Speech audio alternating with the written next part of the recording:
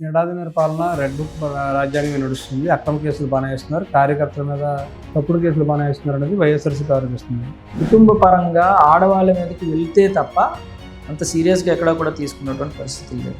మరీ కుటుంబాల్ని, ఇంట్లో ఆడవాళ్ళని కూడా వ్యంగ్యంగా, వల్గర్గా చేస్తే తప్ప ఇటువంటి వాళ్ళకి కొంత భయం ఉండాలి అని చెప్పి, కానీ వాళ్ళని కూడా ఎంత హింసించినటువంటి పరిస్థితులు లేదు.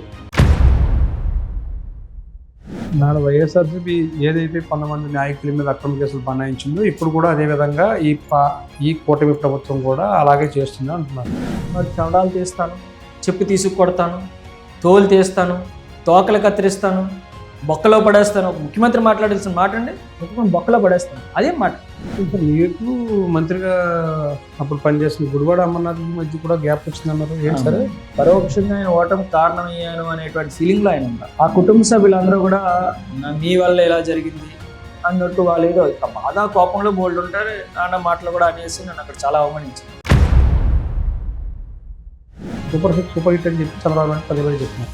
ఏడాది పాలన మీరేం చెప్తారు? ఏడాదిన్నర పాలన ఇవాళ జగన్మోహన్ రెడ్డి గారు 5 సంవత్సరాల నుంచి కలిపి చేసినటువంటి అప్పులకి ఆల్రెడీ 40% అప్పులు సంవత్సరంన్నర కాలంలో చేశారు. జగన్మోహన్ రెడ్డి గారు 2,66 కోట్ల రూపాయలని డైరెక్ట్గా డిపిటి పద్ధతి ప్రకారం సంక్షేమ కార్యక్రమాలకు ఇచ్చారు. వీరు ఏం చేశారు? ఈ తెచ్చినటువంటి అప్పులన్నీ ఏమవుతున్నాయి? 2019లో వైఎస్ఆర్సీపీ 151 స్థానాలు, బంపర్ మెజారిటీ, భారీ మెజారిటీ. ఆ స్థాయిలో గతంలో ఎప్పుడూ ఏ పార్టీకి కూడా రాలేదు. 2024 వచ్చేటికి 11. ఏంటి సార్ ఇంత వేరియేషన్ పడిపోవడానికి కారణం వైఎస్ఆర్సీపీ? అన్నిటికన్నా ముఖ్యంగా మా కార్యకర్త అనేటువంటి ఎవరిని కూడా మేము సాటిస్ఫై చేయలేదు. వాళ్ళకి ఏదైనా పలానా పని కావాలి అంటే అది చేయగలిగేటువంటి పరిస్థితుల్లో మేము లేము. 3 రాజధానుల విధానం వల్ల మీకు నష్టం కలిగించిందా సార్? ఎందుకింత అడావడి చేయాల్సిన పనే ఉంది మాకు మాత్రం. మ్యానిపులేట్ చేయడంలోని టీడీపీకి కానీ అక్కడ ఉన్నటువంటి మీడియాకి కానీ ఉన్నటువంటిది అసలు ఇంకా ఎవరికి కూడా రాదు.